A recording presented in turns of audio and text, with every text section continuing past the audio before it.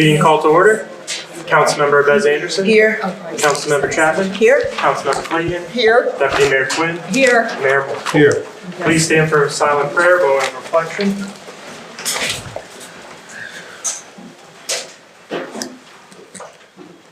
We will now salute the flag. Pledge allegiance to the flag of the United States of America and to the republic for which it stands, one nation, under God, indivisible, with liberty and justice for all. As to comply with the Open Public Meetings Act, Chapter 231, Public Law 1975, adequate notice of this meeting has been provided in the following manner. The annual notice was forwarded to the Asbury Park Press, the Coaster, and the Star Ledger on January 22nd, 2024, and posted on the bulletin board the same day. All notices are on file with the City Clerk. Moving on to proclamations, I would like to announce that we have a proclamation recognizing April 26th as Arbor Day. And we are now on special event applications from Recreation Director Alicia Ford.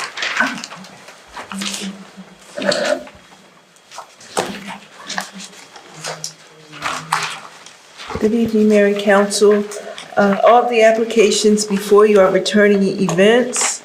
In addition to that, we have 3 wedding applications. Are there any questions on any of them? Any questions? No? If not, thank you. Thank you. Okay, thank you. We're now on to a presentation by our Director of Transportation, James Bonanno, for the Complete Streets Policy Update.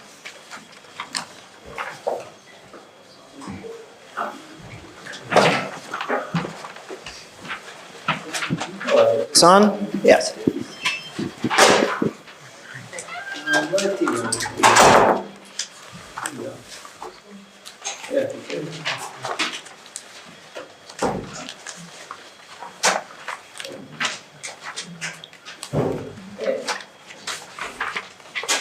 Good evening, everybody. Hello, Council. Hello, members of the public. I'm just here to give you a presentation on a Complete Streets policy update that we are doing here at the city. We have a Complete Streets policy that we adopted a few years back, and every few years we do a revamp, take a look at what's new, what's going to improve our policy and kind of improve our transportation network. So, if you're not familiar with Complete Streets, it refers to an approach to make transportation decisions that basically takes safety and mobility of all roadway users into consideration.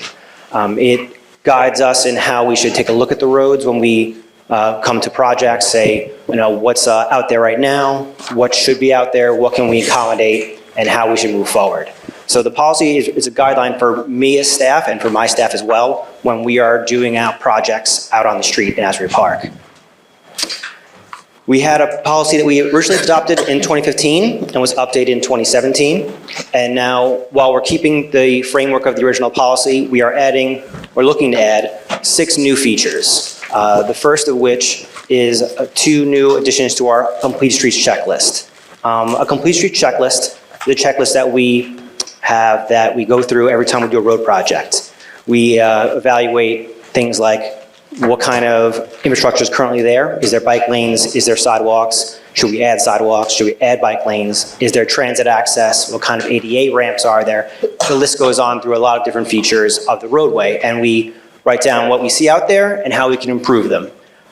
2 new features have been added to basically the state model policy, which I think would help us here in Asbury Park as well. It's the inclusion of opportunities to improve public health through physical activity and mobility options, and looking for opportunities to manage stormwater through green infrastructure. So this is really just adding these 2 features to our already existing Complete Streets checklist and building a stronger checklist for us as city staff when looking at roadway projects. The second would be for me, myself, and my staff to conduct an inventory and audit of procedures, policies, and documents and training programs within the city. This is a very internal thing for us. Basically, it's me looking at how things in the city operate and saying, okay, are we overlooking our Complete Streets policy and our policy guidelines when we're doing these projects, and how can we incorporate them? This is something that we've already done in my department, but I'll be looking at for some other departments and just seeing how we can make sure we're not missing good opportunities to improve our roadways, to improve shade trees, improve other green infrastructure options within the city as we move forward. We're also looking to foster more public participation with projects. We want to bring more people in on bigger road projects. It could potentially be in a form of public meeting or online surveys, or even encouraging more participation in our public committees, like any way that we can kind of get your input on roads and what you think is the problem, what you think could be improved. That way, it gives us more options and more thoughts and more things to think about when we're doing our projects. So we're looking for ways that we can, and we're going to build a new participation kind of program as far as projects on the transportation side are going to go. We're going to establish benchmarks, which basically are just goals. Goals for how we can improve our system. These could be related to anything for how many new mileage of existing bike infrastructure, or how many linear feet of pavement was replaced, number of new street trees, or improvement in the fewer fatalities and collisions in general. We're going to build kind of a framework of what we want to meet in 10, 15, 20 years. And my department is going to try and improve ourselves to meet those goals by those guidelines. And we'll kind of report that every year to City Council and say, hey, we're halfway to this goal, we're a quarter of the way to this goal, this is how we're meeting them. And it gives us something to work towards, and it gives us a clear goal of what we want to achieve. We want to establish an advisory committee for our complete streets policy. We're looking to deputize an existing border committee to meet 3 times a year to discuss complete streets, basically the parts of this policy and how they're being implemented. And I would report on the projects we've done, what we're looking to do in the future, as well as how we're meeting our benchmarks. And that would be a great opportunity for public input, the advisory committee to kind of keep us on track and report back to City Council on what they think would be helpful also for completing those benchmarks. And the last is the development reports. I would be reporting annually on the progress of our complete streets policy, of those benchmarks, and what projects were done and how they were completed, and how we met or had to exclude complete streets policies for whatever reason that might be. Those are kind of the new features that we're looking to add into our complete streets policy. I would love the public's input. If you have anything that any questions you want to ask, or anything you think is important to include, or should be, given more weight, I would love to hear that. I'd love to hear your thoughts about it, and you're welcome to speak now, or you're welcome to reach out to me via email with any thoughts or questions. So if you would, the council will allow people to give me some comments right now. We'd really appreciate it. We have to wait for public portion. You want me to wait to public comment? Please. I apologize. Please wait till the public comment, but I will be here, and I will remain this on the screen in case you want my email. Thank you. Thank you. Thank you. We're now on to matters from City Council. Councilmember Bez Anderson. Yes, I do. Good afternoon, or good evening, everyone. The Recreation Department is offering a women's mentoring program. It will be an opportunity for women to meet, greet each other, share, and inspire one another. It begins next Saturday here at the Chambers, and it's from 1 to 2, so I hope that you'll join us. That's all that I have. Thank you. Thank you. Councilmember Chapman. Hi, I also wanted to let everyone know that the Sunset Lake Commission will be hosting a cleanup of Sunset Lake and Park on the 21st from 10 to 12. People will meet on the corner of Bond and Sunset. Hope to see you there. Thank you. Councilmember Clayton. Hi, and the Asbury Park Fire Department is having a special event, Touch a Fire Truck. So children can come out and play with the fire hoses. It is taking place on Wednesday between 3 and 4. Thank you. Deputy Mayor Quinn. And Mayor Moore. Nothing, thank you. Thank you. All right, moving on to matters from the city manager None, thank you. and matters from the city attorney. Nothing for me. We're now on to public participation. May I have a motion to open the meeting to the public? Move to open. Second? All in favor? Aye. James, you might as well come back up. The public participation portion of the meeting is now open. Any members of the public who wish to speak, please use the microphone. Please state your name and address for the record, and there will be a 3-minute time limit for each speaker. Hi, Doug McQueen for Wesley Court. I'm one of the founding members of the Asbury Park Complete Streets Coalition. Over the last 10 years, our grassroots group has brought together diverse stakeholder voices interested in creating better public spaces for residents, visitors, and businesses in Asbury Park.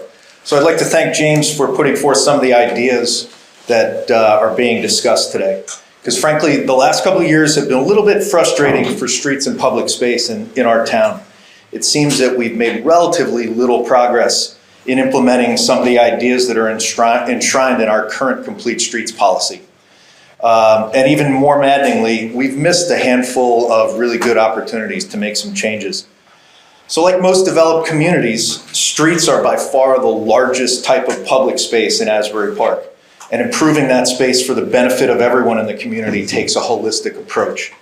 So we must take into consideration a variety of factors and interests, including safety, the most important aspect of which is speeding drivers, transportation options, not only the option to drive, but the option to walk, ride, or take public transportation, parking, including some of the revenue that is generated with storing private automobiles in public space for the betterment of everyone, equitable mobility for those who may not be able to drive even if they wanted to or could afford to, zoning, because we'll never get what's allowed in our zoning laws, what's not allowed in our zoning laws.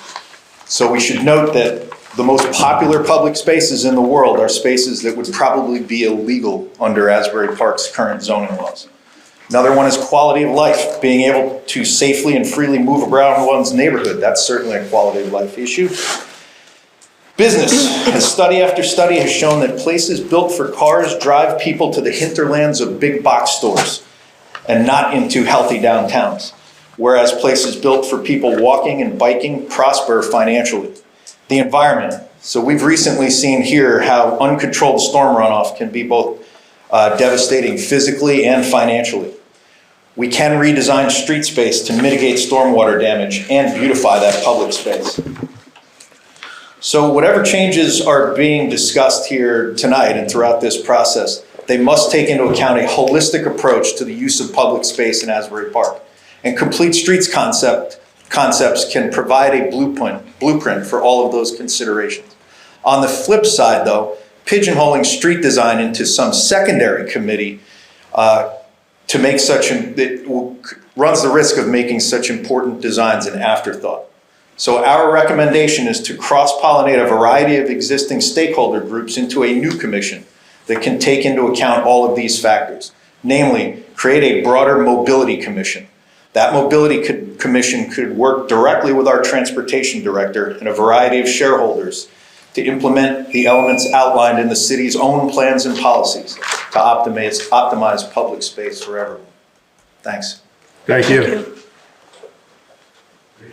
And I'll provide those comments to anybody that wants it. Thank you. Thanks, Doug.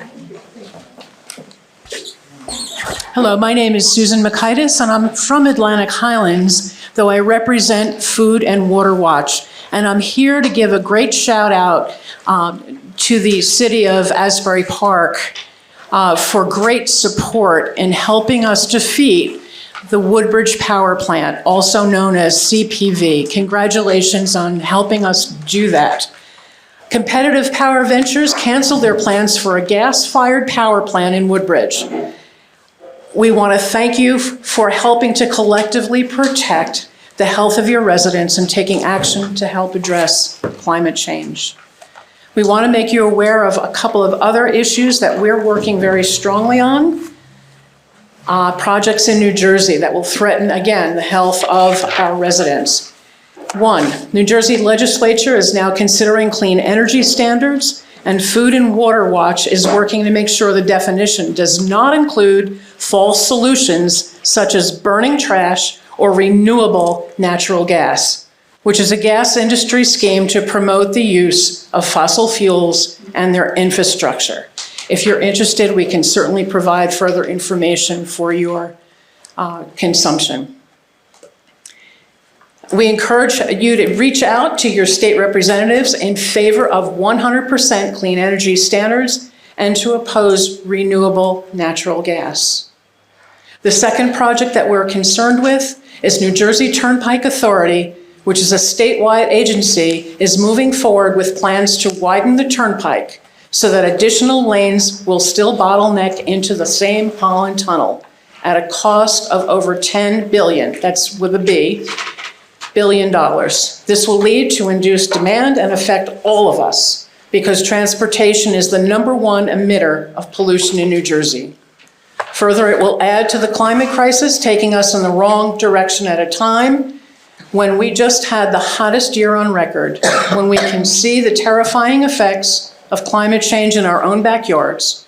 Remember the unbreakable orange particulate matter air from the Canadian wildfires in the summer of 2023, and when extreme weather events are becoming more frequent and dangerous? So we thank you again for your support and hope that we can continue to count on Asbury Park to help us win this battle. Thank you. Thank you very much. And we got a thank you email today from you. And I think I was looking for it now. Like only 18 cities supported you, which is kind of disappointing, but I'm so happy Asbury Park was one of the 18. And any other initiatives you have, please keep on sending them to us. We will certainly do that. Thank you very much for your time. Thank you for driving down to thank us. Okay, thank you. Motion to close? Well, then somebody get up. I wasn't talking to you. There's two people behind you fighting who's going to talk next, so I was trying to speed them up. This is You're probably going fine. to be quick because it is something. I'm shy. Oh, sorry to cut you off. Elise Davis, I live on Ridge Avenue in Asbury Park, lifelong resident. My concern is something very specific in terms of traffic flow, and I do have it written out, and I will give it to James when I'm done. But I have tried to address this with Asbury and with Neptune because it concerns both. I live on Ridge Avenue, right between 3rd and 4th. The corner of Ridge and 3rd is absolutely a nightmare in terms of traffic. Ridge Avenue has the right-of-way, 3rd Avenue has a stop. The issue is the speed of the traffic on Ridge, and that people crossing 3rd coming into and heading out of Asbury try to beat the traffic and not stop. Within the past year, there have been at least 5 accidents. And as I said, I live right there, so I hear the honking horns constantly because the people on Ridge are honking for the other people to not cross them off so there isn't an accident. And my suggestion to solve this problem was to make the street from Ridge to Asbury one-way heading out of town. And that would at least get rid of one part of traffic that's causing all these accidents. I did find out that that street belongs to Neptune. So I did present this to Asbury. I did present this suggestion to Neptune, and I haven't heard anything. And I feel very strongly about this. I've lived in this house for 40 years, and as the traffic has gotten bigger, worse, as the town gets bigger, the accidents have increased. So I just wish someone would take this seriously and really see what can be done with that intersection. And if anybody here drives through that intersection, you'll see exactly what I mean. It's horrible. It's horrible. So I didn't know how else to do this publicly except to come to a council meeting. And since this dealt with traffic, I said it's the perfect time for me to bring this to somebody's attention, to have it be given some serious consideration. No, well, thank you very much, and I agree with you. And you lived there 40 years. You live on 4th, so I'm sure that you've Right, but you lived there 40 years, but it seems to have gotten worse in the past, like 3 to 4 years. Exactly, within the past 5 years, because of increased traffic, and it's fantastic increased that traffic. the town is, It's also increased speeding, where the mayor and council keeps on asking the city manager to ask the police chief put out more radar details and everything, because, unfortunately, unless people start getting tickets for speeding, they're not going to slow down. And some towns are known, you don't speed in Alleners, you don't speed in Interlaken, because they don't get warnings, they get tickets. Exactly. And so whenever we see a stop, my first question is ticket or warning, because I believe in a zero tolerance. Hopefully the police department's doing that, but I can't answer for that. I can understand that you can only do so much in terms of the speed limit 25, which it is, but it's a lot faster than that coming down Ridge Avenue. Yeah, right. But my concern is the flow of traffic and what's causing all these accidents. And I really believe that if that block from Ridge to Asbury is one way going out of town, that would at least be one less bit of traffic that's causing all these accidents. Because the majority of the accidents that I see there come from people coming into Asbury, trying to obviously avoid the traffic on Asbury Avenue and take that shortcut. That's the cause of most of the accidents. Right, I and- see. and you're right, we'd have to work together with Neptune, because like half the block didn't is realize ours, they owned and that. half the block is theirs, going down to where Narcisso's is, that's Exactly. Neptune. So, no, and I'm glad you agree with me, because I'm like, I've been here all my life, there's never been this many accidents to the last couple of It's years. bad. So, It's bad. James, I'm sure you're on top of this. But thank you, I guess my time I is believe we gone. discussed this once before, or maybe with your neighbors, I forget who was. And we did, because in fact, we stood there and looked at it. I remember I Yes, you're talked to right. you. And after I spoke with you, I did speak with Neptune when you told me that belonged to Neptune. I have heard nothing from them at all, so All right, well, I haven't been up to Neptune about other topics. I can bring it up too if I discuss it with them. I'd appreciate See it. how they feel about it. It was Whitesville Road, just for everyone's. Yeah, that's the and street. you're saying from Ridge to Asbury, one direction, right? Exactly. Okay. And I will be doing some traffic count and speed studies in the area. I will also plan on doing a little bit of like temporary road narrowing to see if we can kind of quell some of the issues that are happening at the intersection. We'll see kind of what's working a little bit and then what we can do currently in the future. Thank you very much, and thank you for your time. I appreciate it. I Thank will you. also follow up Thank with you. the police department. This is Oh, please. I have a little map that I suggest. No. We should do. I'm saying. No, I will also follow up with the police department regarding Okay, I speeding. appreciate it. Thank you. Hi, Linda Leahy, Fifth Avenue. I have a complaint about the same thing that she's complaining about the speeders on Fifth Avenue. There doesn't seem to be anything being done about it. But what about, I asked this before, what about four-way stop signs? Or at least a stop sign at the end of Fifth and Bridge? If they could slow down there, maybe it would help, I don't know. But, and then the other, electric bikes. That's a question in my mind about, do they have a license to drive those things? Because they're kind of shooting around a lot, pulling out in front of everybody. And do they have a license? I don't know. Even the people that ride their bikes are a little crazy. And then, let's see, pesticides. Can't we ban pesticides because they're going into the lake? They're gonna be killing the fish. I know you said one time that the state has to do that, but I think that the town should be able to do that.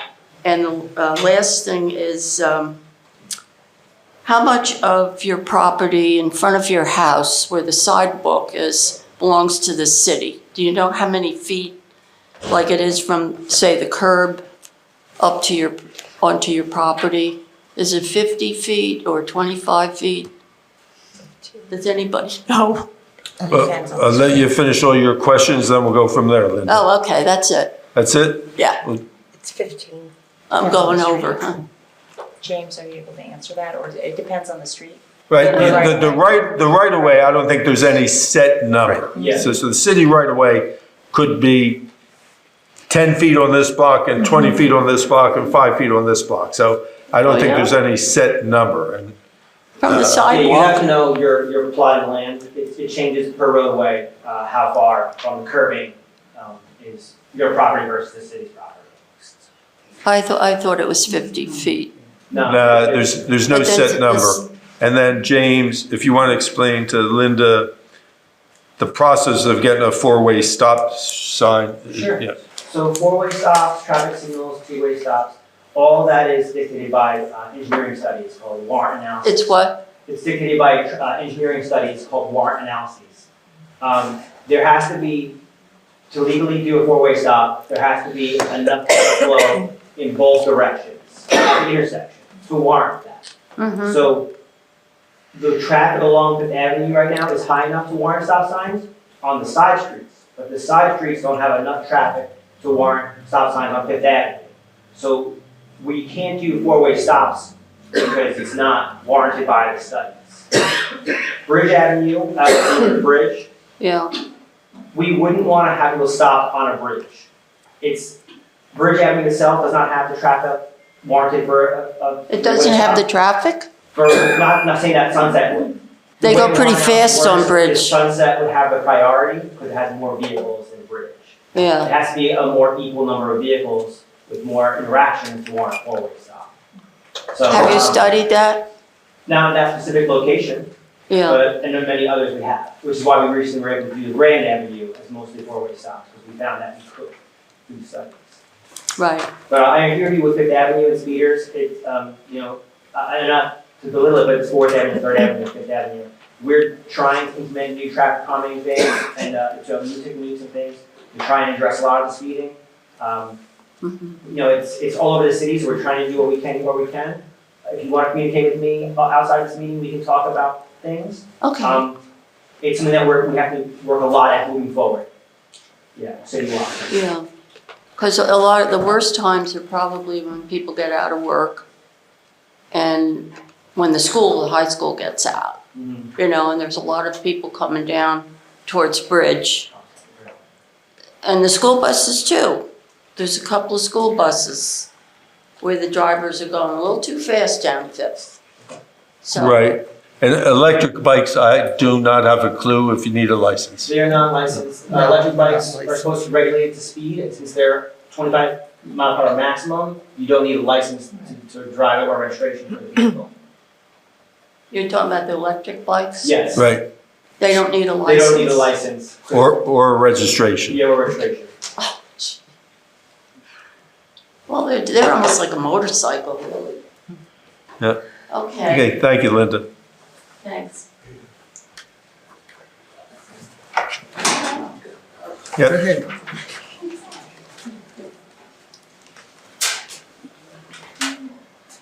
Hi, Carrie Butch, Deal Lake Drive. And while we're talking about traffic, I feel like I'm in a game of Pac-Man.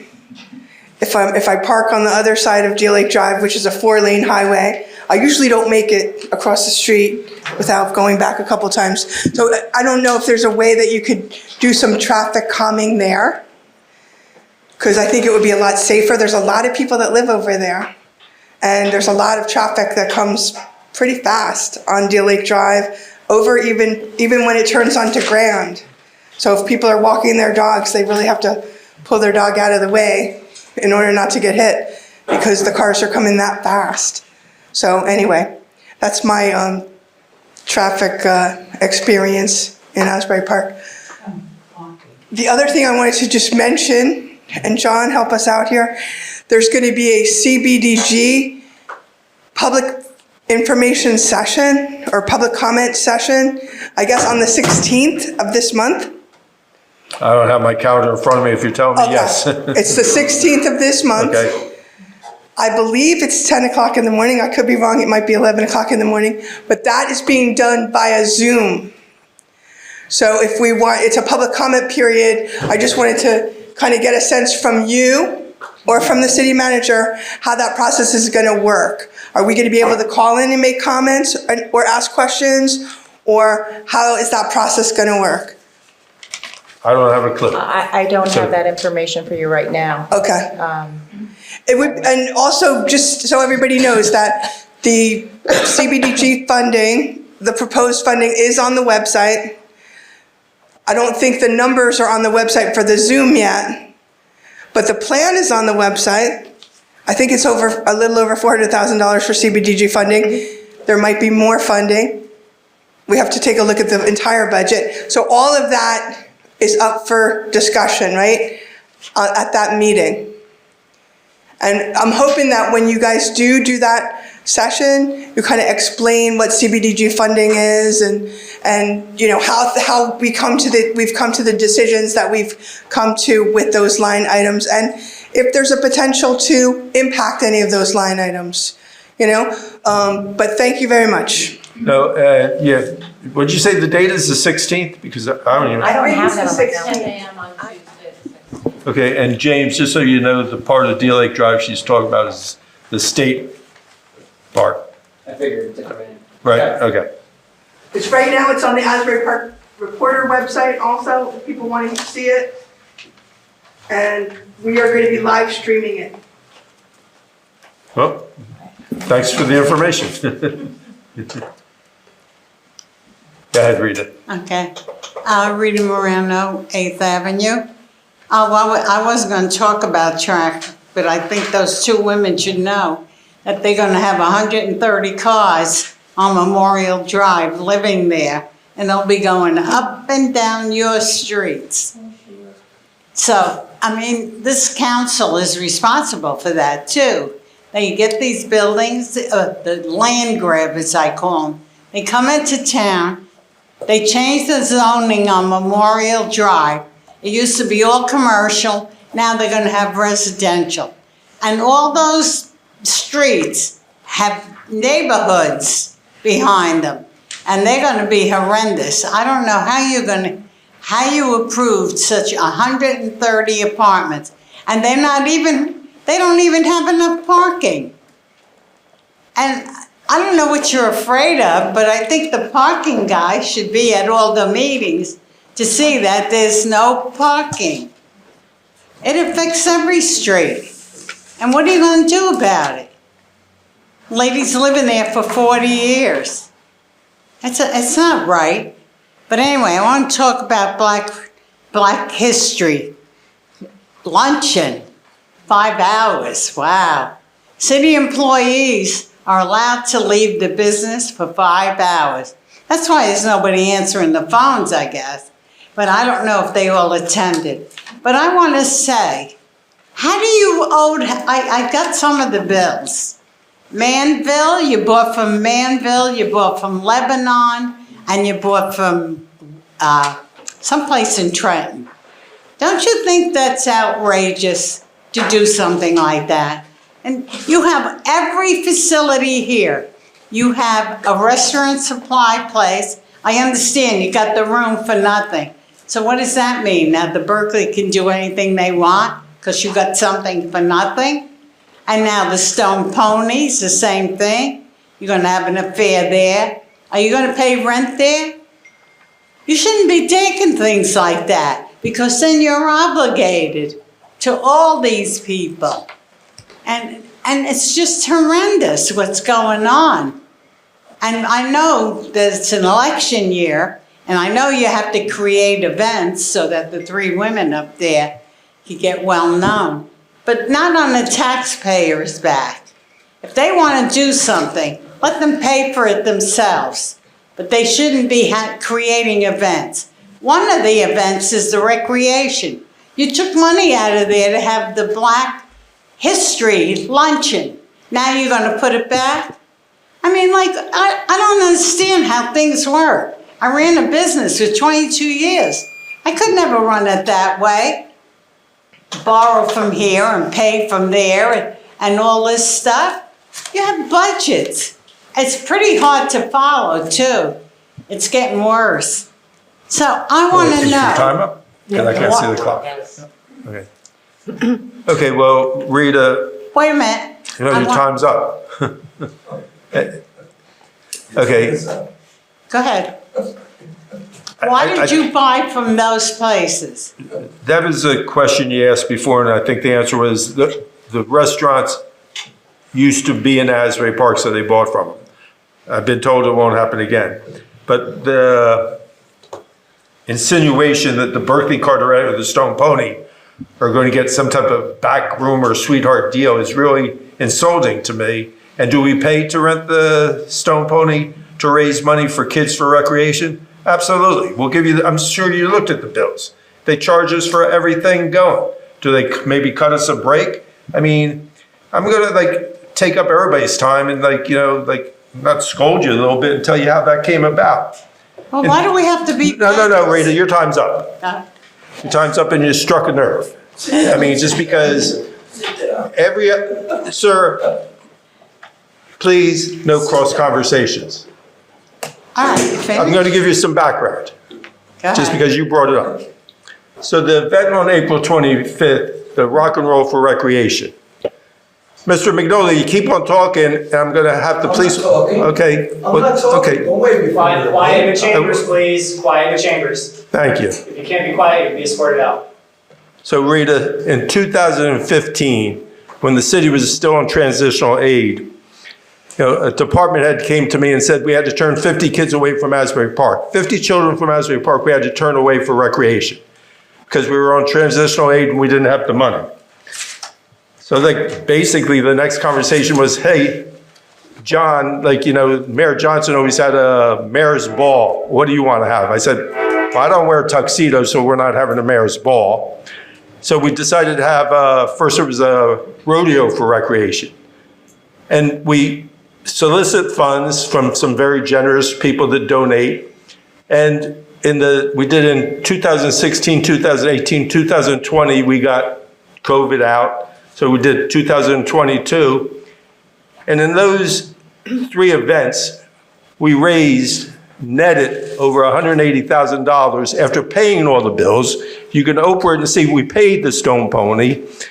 And if the guy that owns the Berkeley Carteret is generous enough to say, hey guys, I'd like to give back to the city and you can have the ballroom for free. You want us to pay for it instead? So, I think you're a little off base there, Rita, and to insinuate backroom deals is and to insinuate this is being done because of an election when it's been done every 2 years.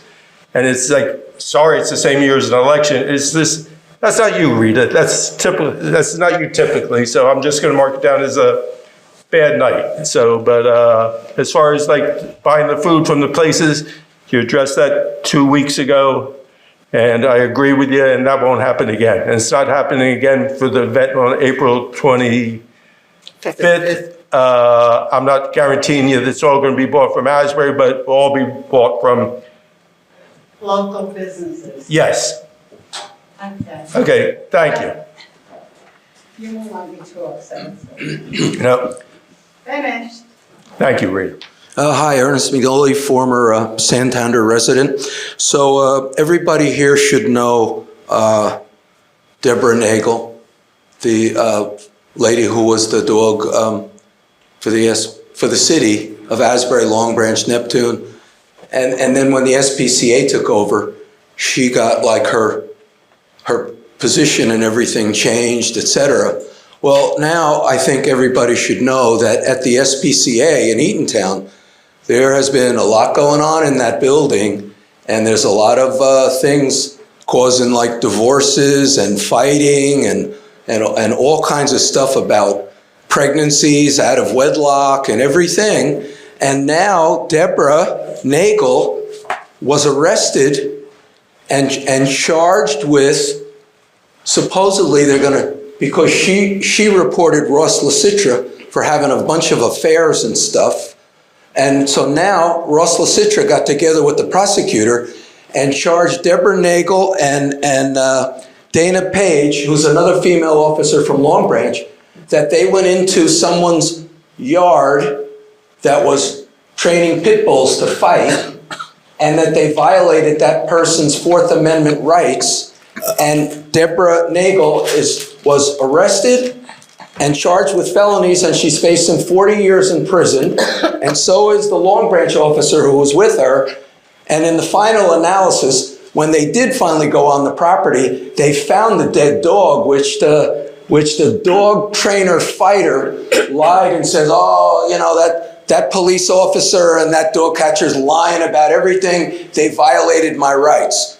So now the trial, the reason I'm up here is the trial, pre-trial, with Melanie Falco, of all people, prosecuting, was supposed to be tomorrow, right? The pre-trial conference, because they're both charged with felonies. Now, what I'm appealing to is, I know there's people on this board and in Asbury who work in a lot of agencies in Eatontown for women's rights and for everybody's rights, and I'm appealing to whoever, mayors, deputy mayors, city attorneys, whatever, to get involved with these cases against Deborah Nagel, who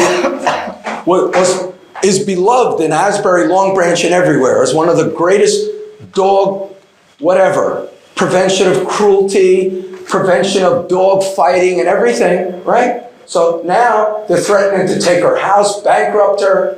Her ex-husband got so upset over this that he got so sick he just died, and now she can't afford the lawyers, and they keep threatening her. And I'm going to ask especially the attorney up there, Deputy Mayor Quinn, because I know you work in Eatontown. Please get involved with the two cases against Deborah Nagel and Dana Page. And also with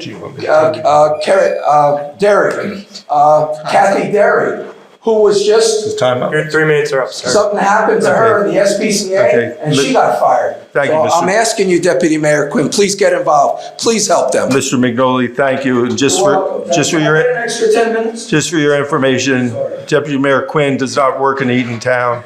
Maybe since you moved to Florida, you weren't aware of the. I don't have to listen to you now. Okay, well, thank you for the information, which was nonsensical.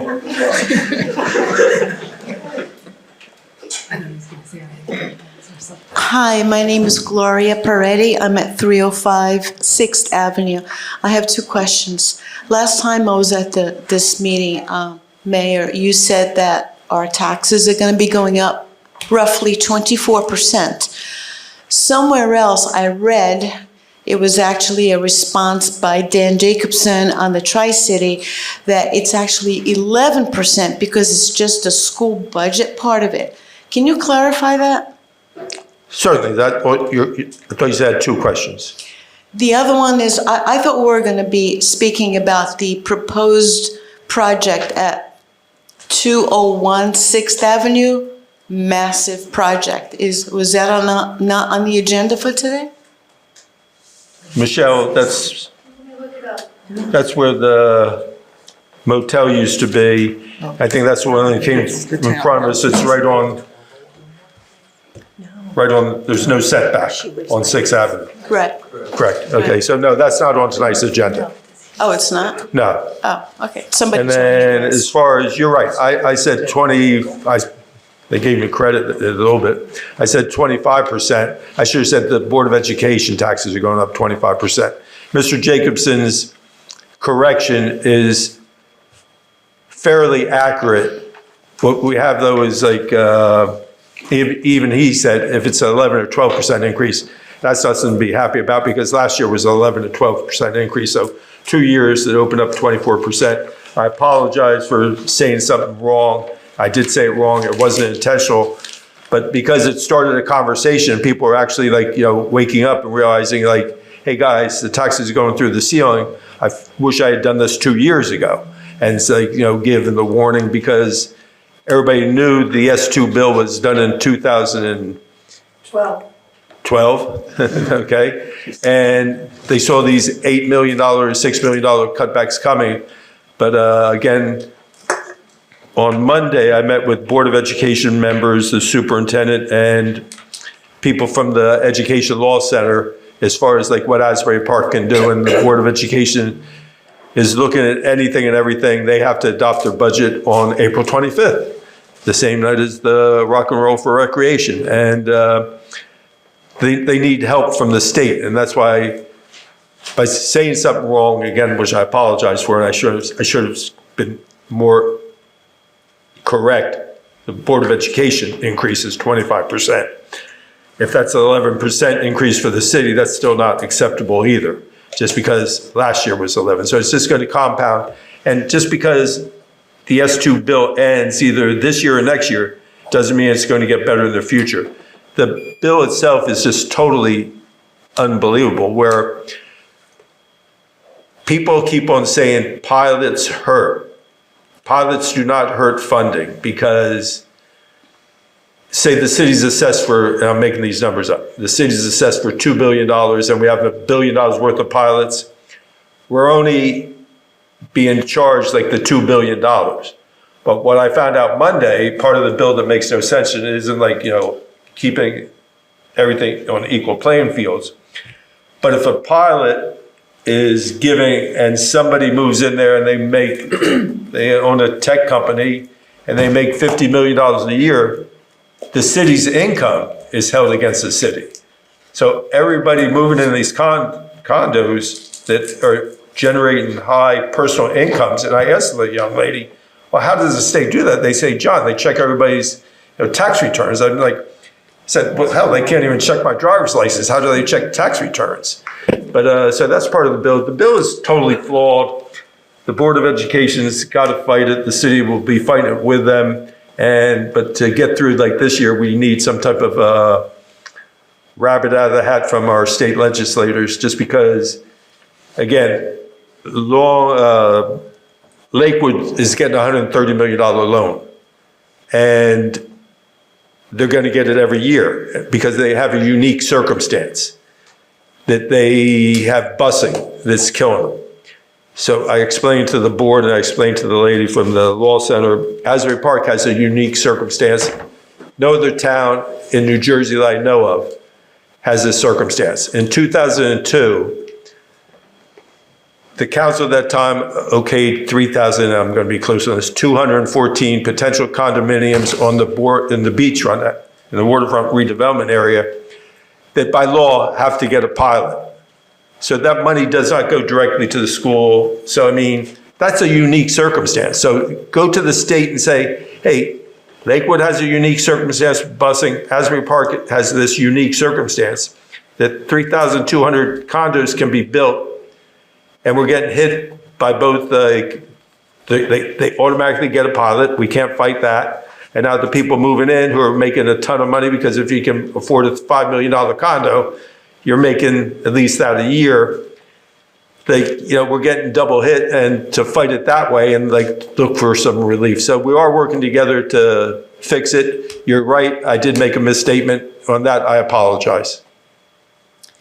So in essence, our tax is not going up 24% based on the assessed value? We don't know what they're going to go up because the Board of Education is still working on their budget and they're looking at anything and everything. So until and we haven't done our budget yet. Our budget is going to go up. The city's, I'm not going to fib to you as much as I'm going to be correct on this one, where I wasn't correct the last time. The city, I think last year, had a $111 increase on the municipal end. And I would be surprised if it's not at least that this year, just because the 3 years before that, we kept it at no increase or anything, knowing the Board of Education was going up so high. But you can only, put your fingers in the dike so many times before you got to start paying. And last year, health benefits went up 23% by the state of New Jersey. So there's some things we can't avoid, but we're going to be very frugal on our budget, knowing that the Board of Education is basically going to hit hard. And again, it's not the board members' fault. It's S2, which has to be revised. And there's talk in Trenton that's going to happen. Hopefully it happens before, this year's budgets are announced. And there's also, the Board of Education is on a fiscal year, July through June, and we're on a calendar year. So there's that 6-month carryover also that goes where Mr. Jacobson said, I looked at my tax bill and it's like this percent, that percent. But it also had a missing, so I looked at my tax bill. There's a missing $500 there because that's a carryover. So there's going to be a tax increase. We don't know how bad it's going to be, but everybody's working to make it as soft a blow as possible. Thank you. Now, I have a question regarding the pilot program. You mentioned last time how many years the developers get to have this incentive of the pilot program. And you mentioned how many years, but I forgot. How many was it again? The majority of them are 30. 30. No, I mean going forward. If developer comes in 10 years from now. They would get 30. They would get 30 years until the redevelopment agreement runs out, which I believe is a 30-year in 2002. So I'm guessing 2032, then the deal expires. So 2032 it expires. That's what I'm guessing. I can't get an honest answer from anybody on that, but that's what I'm thinking it is. Michelle, am I right or wrong? Well, because that was amended then. Wait a second, Rita. The expiration of the redevelopment plan is the gray areas to the exact, what determines the exact date of expiration. See, I told you I couldn't get an answer. So the people who are part of the pilot program, who are buying the condominiums, do they contribute to the school budget at all when they pay their? No. Anybody that's payment? getting a pilot is not paying into the school. Okay. So everybody on any condominium building in the waterfront redevelopment area has gotten a 100% pilot. So none of the payments that they make, payment in lieu of taxes, none of that portion that they pay goes towards the school budget? Correct. That is so unfair for the current residents who've been here for over 10 years, and we are carrying. The only good thing about it, and is, you know, again, when this was done in 2002, you know, the schools were getting so much money, nobody thought about the school. So again, it wasn't done on purpose, it wasn't done intentionally. In a conventional scenario, say a normal town, the Board of Education will get 45%. The tax bill would be 45% Board of Education, 40% municipal, and 15% county. With the pilots, it's 95% city and 5% to the county. So we're getting 95%, where if you did the Board of Education and the city together, it'd be 85%.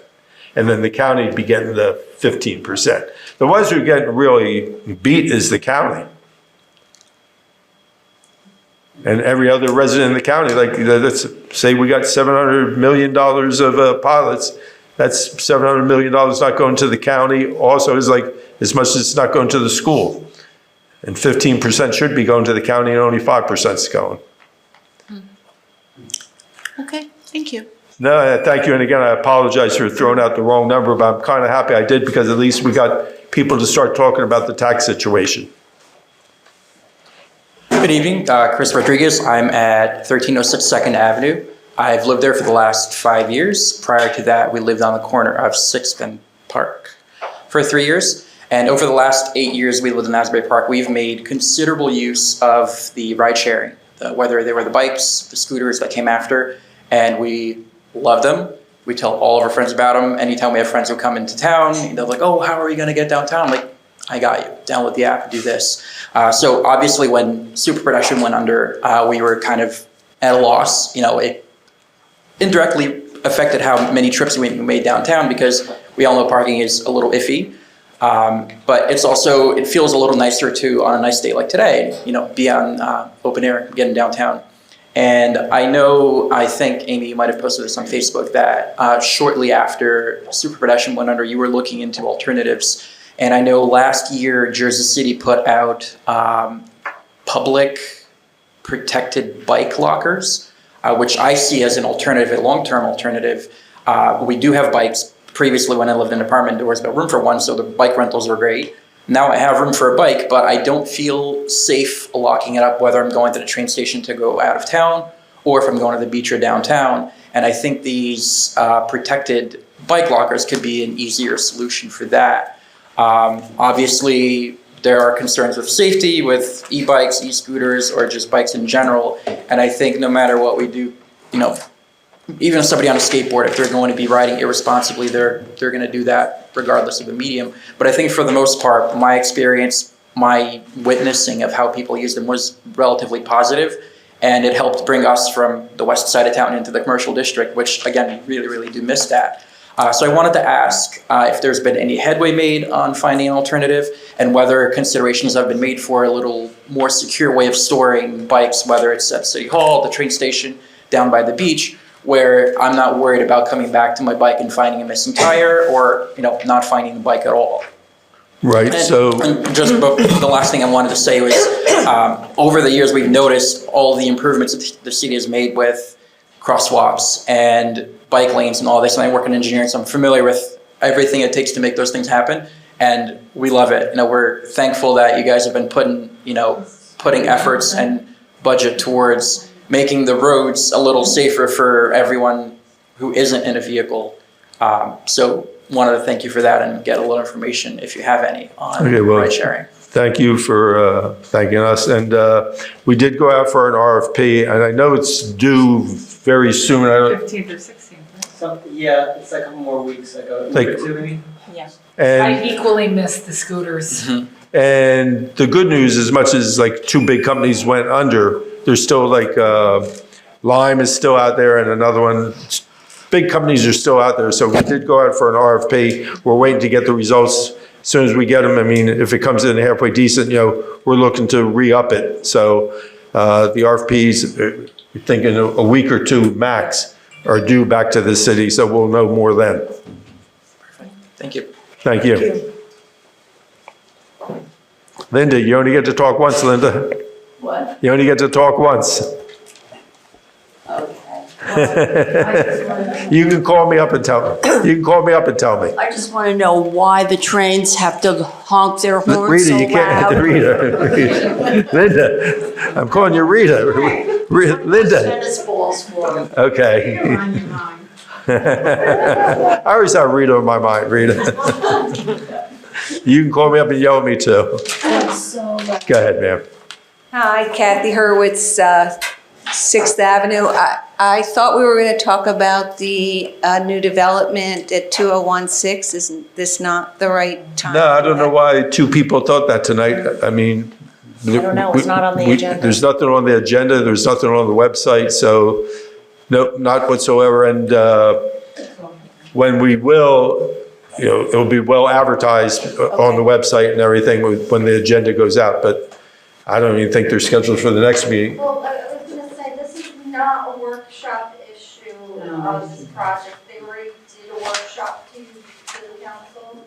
Again, I don't know what the confusion is, because this is a project that is, has yet to go to council for a subsequent redeveloper agreement. Okay. So they made a presentation, but since then, it's just been radio silence. Okay. I'll keep my eyes open for it. Yep, and since two people came tonight, and when we do it, I'm gonna suggest we advertise it on Nix or something that we're gonna talk about that night. I came for that as well. Okay, well. Thank you guys for Again, everything you do. I just wanted Why to did say. everybody think we were gonna talk about it? I got an email from somebody else who said it was tonight, and I didn't see it on the agenda, but I just came anyway, and I was confused as well. But No, you make me feel bad that we didn't. I got the same email. Yeah, Okay. yeah, we all got bad information. I'm happy we didn't put it up wrongfully, so I mean. No, I looked through the agenda, I didn't see anything. Well, when we do talk about it, we will advertise it either on Nextdoor or Nixle or something, so everybody will have plenty of warning. Thank you. Thank you.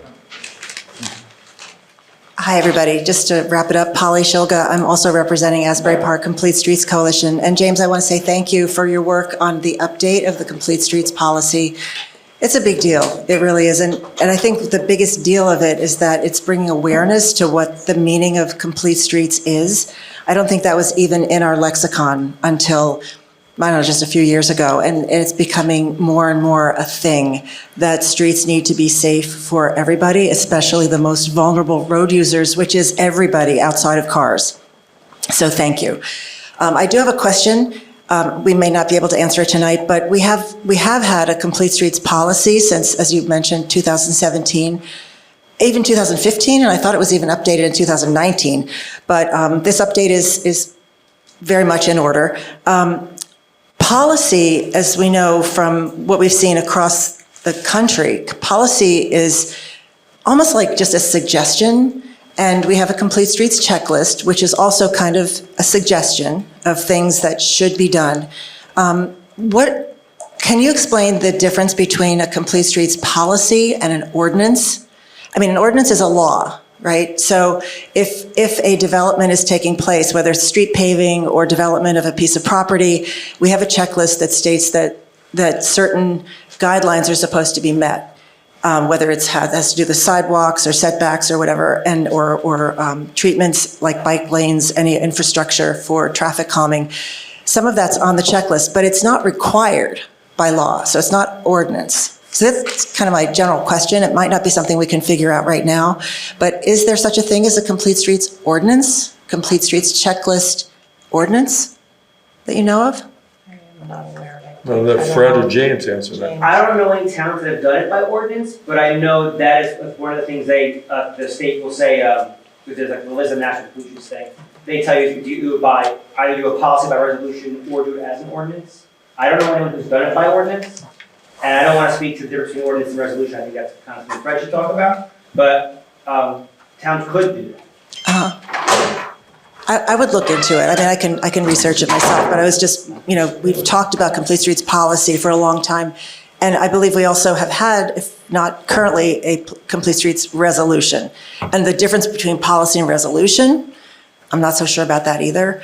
But again, a policy, a lot of the time, cities will adopt a policy and it just becomes check the box. We have the policy, and then some cities get an award for having adopted a policy, which has no teeth, but wow, we have a policy. But, so we need to be able to figure out how these, the guidelines can become, if not law, become something that's really concrete, measurable, and, definite changes implemented in the city to protect everybody. So there's my time.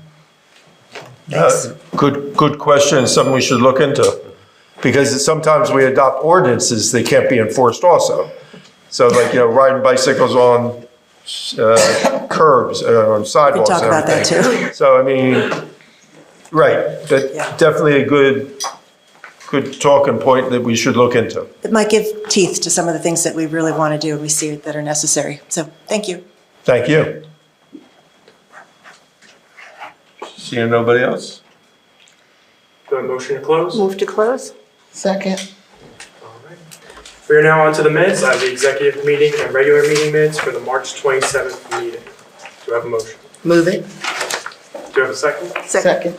Councilmember Bez Anderson? Yes. Councilmember Chapman? Yes. Councilmember Clayton? Yes. Deputy Mayor Quinn? Yes. Mayor Moore? Here. Yes. We are now moving on to individual resolutions. Resolution 2024-191, resolution approving payment of bills. Do I have a motion? Move it. Second. Second. Councilmember Bez Anderson? Yes. Councilmember Chapman? Yes. Councilmember Clayton? Yes. Deputy Mayor Quinn? Yes. Mayor Moore? No. Resolution 2024-192, resolution approving special event applications. Do I have a motion? Move it. Do I have a second? Somebody second. Councilmember Bez Anderson? Oh, yes. Councilmember Chapman? Yes. Councilmember Clayton? Yes. Deputy Mayor Quinn? Yes. Mayor Moore? Yes. Resolution 2024-193, resolution amending temporary budget appropriations for 2024 budget. Move it. Second. Councilmember Bez Anderson? Yes. Councilmember Chapman? Yes. Councilmember Clayton? Yes. Deputy Mayor Quinn? Yes. Mayor Moore? Yes. Resolution 2024-194, resolution authorizing the award of a contract for the operation of pedal boat concession on a portion of the Wesley Lake within the city of Asbury Park. Move it. Second.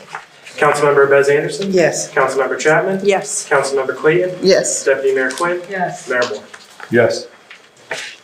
Resolution 2024-196, resolution appointing PEM Law LLP to serve as Labor Counsel for the remainder of 2024 and authorizing the extension, Okay. and authorizing the execution of an agreement associated therewith. Yeah, move it. Second. Councilmember Bez Anderson? Yes. Councilmember Chapman? Yes. Councilmember Clayton? Yes. Deputy Mayor Quinn? Yes. Mayor Moore? Yes. Resolution 2024-197, resolution authorizing a professional service contract to Akari and Avino for architectural services for the beach restroom conceptual study. Move it. Do I have a second? Second. Councilmember Bez Anderson? Yes. Councilmember Chapman? Yes. Councilmember Clayton? Yes. Deputy Mayor Quinn? Yes. Mayor Moore? Yes. Resolution 2024-199, resolution of the mayor and council of the city of Asbury Park acting as a waterfront redevelopment entity, granting a 2-year extension in accordance with resolution number 2022-2026, adopted by the city council of the city of Asbury Park on May 11, 2022, as amended by resolution 2023-235, adopted by the city council on May 10, 2023, and subject to further condition regarding the operation of the food truck court in the Green Acres parcel in block 4502, lot 1.25. Move it. Second. Councilmember Bez Anderson? Yes. Councilmember Chapman? Yes. Councilmember Clayton? Yes. Deputy Mayor Quinn? Yes. Mayor Moore? Yes. Resolution 2024-200, resolution of the mayor and city of Asbury Park to approve the execution of the sub-recipient agreement within the New Jersey Department of Community Affairs regarding the receipt of a boardwalk restoration fund grant award for a grant in the amount of $20 million. Move it. Second. Councilmember Bez Anderson? Yes. Councilmember Chapman? Yes. Councilmember Clayton? Yes. Deputy Mayor Quinn? Yes. Mayor Moore? Yes. We have an additional item for tonight's agenda, Resolution 2024-198. Resolution authorizing appointments to the Mayor's Wellness Committee, Holly Rapport, with a term to expire January 15, 2025. Move it. Do you have a second? Second. Councilmember Bez Anderson. Yes. Councilmember Chapman. Yes. Councilmember Clayton. Yes. Deputy Mayor Quinn. Yes. Mayor Moore. Yes. We're now moving on to ordinances for introduction. Ordinance number 2024-9, ordinance amending section 20-3 entitled Plastic Bags of Chapter 20 Environmental Regulations of the Code of the City of Asbury Park with a public hearing date of April 24th. Move it. Second. Councilmember Bez Anderson. Yes. Councilmember Chapman. Yes. Councilmember Clayton. Yes. Deputy Mayor Quinn. Yes. Mayor Moore. Yes. Ordinance number 2024-10, ordinance of the City of Asbury Park amending and supplementing Chapter STC1 entitled Rules and Regulations of the Shade Tree Commission of the Code of the City of Asbury Park with a public hearing date of April 24th. Move it. Second. Councilmember Bez Anderson. Yes. Councilmember Chapman. Yes. Councilmember Clayton. Yes. Deputy Mayor Quinn. Yes. Mayor Moore. Yes. Ordinance number 2024-11, ordinance of the City of Asbury Park approving and adopting a redevelopment plan for property located at 1201 Memorial Drive, Block 203, Lot 5, with a public hearing date of April 24th. Move it. Second. Councilmember Bez Anderson. Yes. Councilmember Chapman. Yes. Councilmember Clayton. Yes. Deputy Mayor Quinn. Yes. Mayor Moore. Yes. Ordinance Ordinance number 2024-12, capital ordinance providing for roof replacement and appropriating $2,005,308.87, therefore authorized in and by the City of Asbury Park and the County of Monmouth, New Jersey. Move with it. Public hearing Second. date of April 24th. Councilmember Bez Anderson. Yes. Councilmember Chapman. Yes. Councilmember Clayton. Yes. Deputy Mayor Quinn. Yes. Mayor Moore. Yes. We're now on to ordinances up for second reading and public hearing. Ordinance number 2024-5. We didn't have it in our packet. What? We didn't have those ordinances in our packet.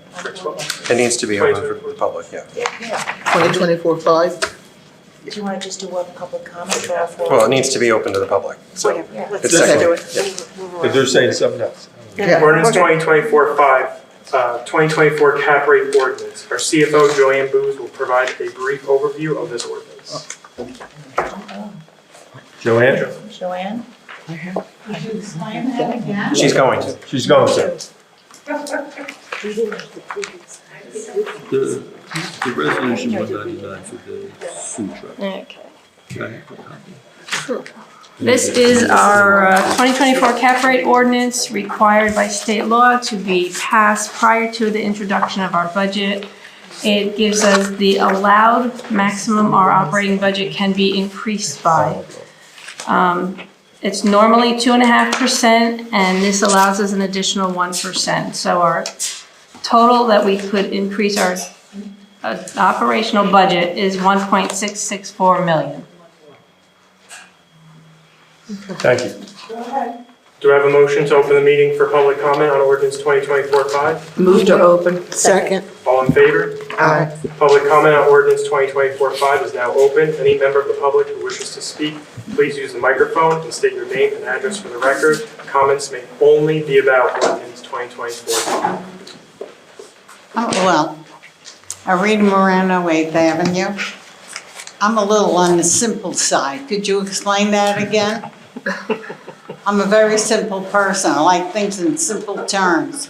The state allows us to increase our budget 2.5%, our operating budget, and an additional 1% with the passing of this ordinance. It doesn't mean you're going to use that money or increase it by that amount, but this is required in order for us to introduce our budget. So for us, the maximum would be from last year's was 47 million. Our operating budget, we could increase it by 1.6 million, which would make it a maximum of $49 million. What's the reason? Excuse me? I didn't hear you. You said, what's the reason? What? What's the reason for what? What's the reason for the increase? It's just a calculation that's done so the state knows our maximum amount we can have as our operating budget. And as Joanne indicated, that doesn't mean the city is going to go up to that amount. but that it gives us the flexibility, if needed, to go up to the full 3.5% Right. as opposed to the 2.5% that we're Yes. limited to by law in the annual increases in the budget. Why don't you just go up to what you can do? Why do you have to increase it? Well, it allows us that extra breathing room if we have to for some emergency or for something that's unforeseen. And it's something that virtually all towns do. This is a routine matter of business that's on every agenda at every other council meeting in every other town. It's required by state law. What, the increase? No, to do this every year. Well, nobody really knows what her department does besides planning. Okay. It'd be nice if she explained what she does. Wouldn't that be nice? But we gotta stick to the Yeah, ordinance. this ordinance has to do with the increase, the Right, that has something to do potential with this ordinance. extent of the increases in the budget. Well, that's an awful lot of money to increase it. We're not gonna increase it unless we have to because of an emergency. But this gives us, we have to do this by state law in case we have to. Okay, But who's we're hoping keeping track? We're hoping we don't have to. Who's keeping track? That's what I wanna know. Me. Joanne. Joanne. CFO. Go ahead. Seeing nobody else, motion to close. Second. All in favor? Aye. Do I have a motion to adopt ordinance 2024-5? Move to adopt? Second. Councilmember Bez Anderson. Yes. Councilmember Chapman. Yes. Councilmember Clayton. Yes. Deputy Mayor Quinn. Yes. Mayor Moore. Yes. Ordinance number 2024-8, ordinance amending chapter 7, section 13 and 14 to establish prohibiting parking regulations along Emery Street and 2nd Avenue. Director of Transportation James Benale will provide a brief overview of this ordinance. Hello again. This ordinance establishes a no parking regulation on 2nd Avenue, 50 feet just west of Memorial Drive. Really can't hear you. Talk. Yeah. I'm sorry. The ordinance establishes two no parking areas, one that's 50 feet long on 2nd Avenue, just west of Memorial Drive. It's to help the trucks enter and exit from the laundromat that's there. There is a lot of close calls between the trucks and the parked cars across the street, and this is just going to help the ease and avoid any unnecessary collisions. The other is for no parking on Sundays in Emery Street between Lake and Cookman. As a refresh will be taking place in that area, so we have to just accommodate for the space and have the ability to remove cars if necessary, but hopefully we do not have to. That is all. We should, James, we should just blast that out to that area too. Yeah, we're gonna do a bunch of blasts probably on Nixle. We'll do some letters and messaging, as well as through the permit holder links and temporary no parking sign, as well as warnings if we have to when we first start. Great, that would be wonderful. Yes. Do I have a motion to open the ordinance for public hearing? Move to open. Second. All in favor? Aye. All right, public comment on ordinance 2024-8 is now open. Any member of the public who wishes to speak, please use the microphone, state your name and address for the record. Your comments may only be about ordinance 2024-8. Move to close? Second. All in favor? Aye. Do I have a motion to adopt ordinance 2024-8? Move to accept. Second. Councilmember Bez Anderson? Yes. Councilmember Chapman? Yes. Councilmember Clayton? Yes. Deputy Mayor Quinn? Yes. Mayor Moore. Yes. If that is all for tonight, do you have a motion to adjourn the meeting? Yes. Move to adjourn. Second. Second. All in favor? Aye. Thank you.